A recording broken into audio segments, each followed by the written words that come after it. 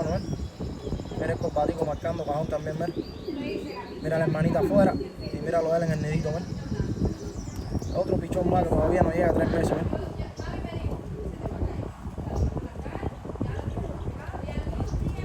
Míralo ahí, mira. Ahí está tomando agua. Ahí está tomando agua ahora mismo.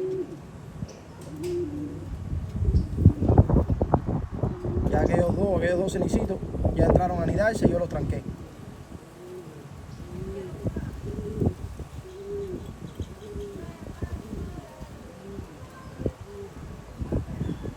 Ahora entró a anidarle la blanquita y la hermanita está afuera. Estoy esperando que la hermanita entre para trancarlo.